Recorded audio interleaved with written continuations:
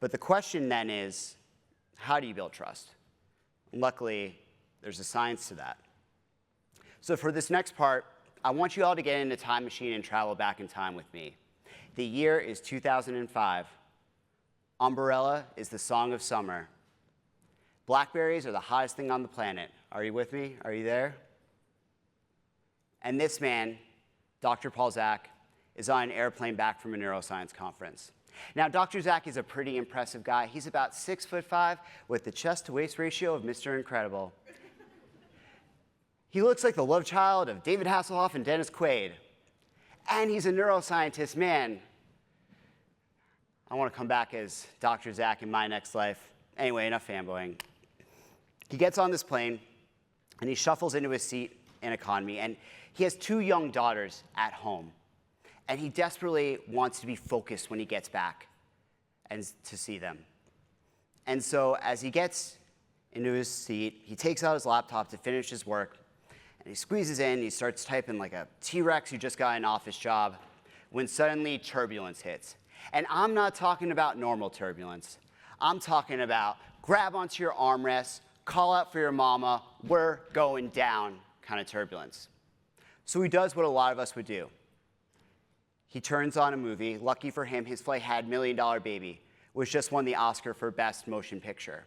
And as he watches this engrossing father-daughter tale about a washed-up boxing trainer played by Clint Eastwood, who takes on this underdog boxer played by Hilary Swank, and they develop this kind of found father-daughter bond, the world around him just melts away.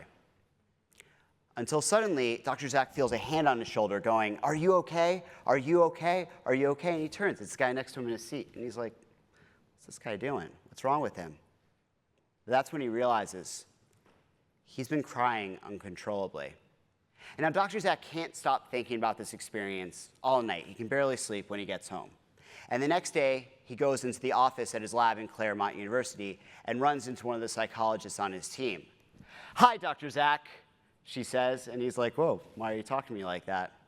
"Because I'm a stock photo of a psychologist, and we all talk this way." And he's like, "Okay, cool." And he tells her about this experience he had on the plane. And she turns to him and says that actually she's not surprised, because psychologists use stories to change people's moods and mindsets all the time. And this got Dr. Zak thinking. That's his thinking face. Because the thing that Dr. Zak and his team had been studying at Claremont University is a neurochemical called oxytocin. And at the time, we didn't know a lot about oxytocin. We knew that it showed up in the brains and blood of mothers during childbirth and during breastfeeding. We knew that it showed up in people after sex. We knew that if you gave it to rodents, they'd be more likely to care for their young. But Dr. Zak and his team had recently made a huge discovery, so that oxytocin is the trust molecule that's directly related to the formation of trust. So it shows up in a lot of different environments, but for example, if I do a very strong trustworthy action, like I give up resources to you voluntarily, oxytocin production will spike as measured in the blood of both the giver and the receiver.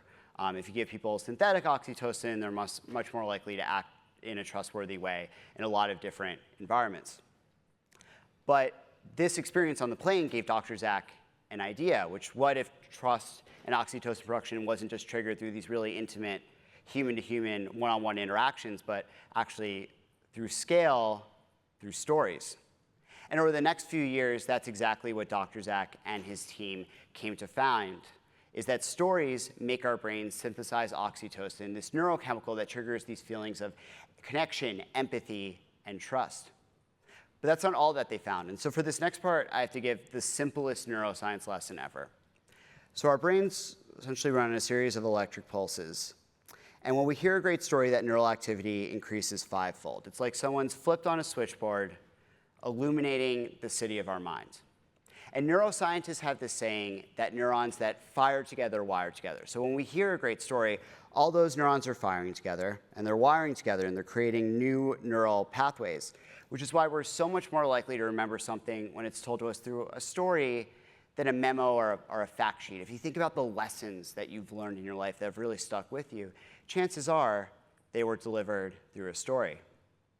But that's not all that Dr. Zach and his team found. They also found that storytelling plays a huge role in our decision making. We tend to think that most of our decisions are rational, but research shows that they're actually emotional.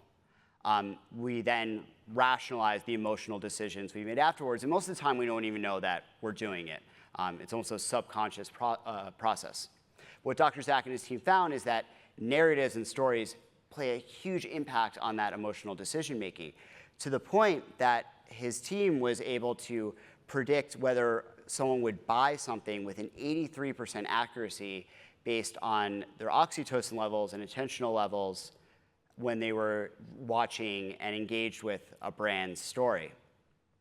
So here, when we think about this new, very relational era of work, stories do a few really important things. Stories make us remember, stories make us care, stories build trust, and stories drive action.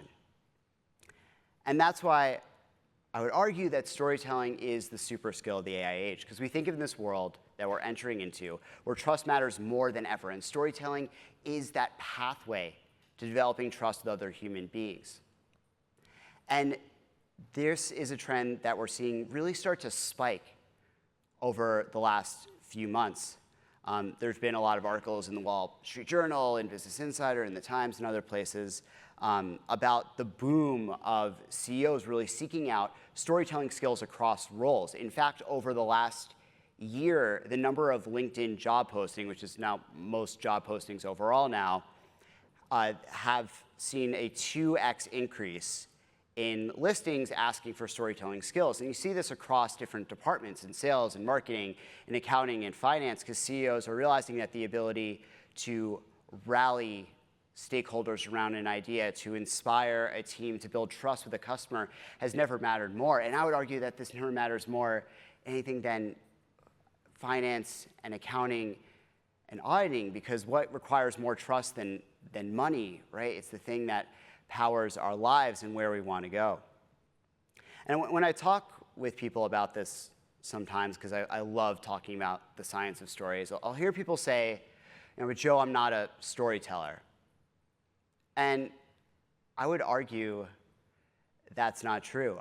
I came down last night to check out your reception and beach party, and what I saw was all of you immersed in telling each other stories. We actually spend most of our day with each other telling stories, and we often don't even realize it. And it's something it's at our core as human beings.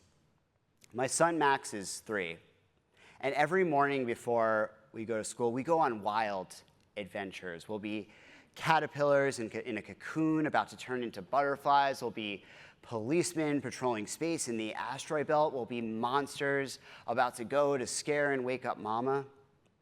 He lives probably 98% of his life in Neverland. This kid is never in touch with reality, and his friends are all the same. As children, we're all like this. We're all natural storytellers. We live in this world of story. And sometimes as we grow older, we lose touch with that sense. But those core storytelling abilities, they're inside all of us. It's our greatest cognitive superpower as human beings. It's what transformed us from a mid-rate species wandering the earth in hunter-gatherer tribes to this glorious civilization that could work together, that can go and conquer the globe, that could go to the moon, that could build companies and conferences like this. Storytelling is core to who we are. And yes, you'll hear that storytelling is an art form, but it's also a science. And this is what I've spent a lot of the last decade of my life doing. I've been traveling around the world, meeting with different neuroscience researchers, even conducting neuroscience research of my own. And along the way, I've developed 4 neuroscience-backed elements of great storytelling that build trust, that drive action, that persuade people, that I'm excited to share with you here today. I call it RENT.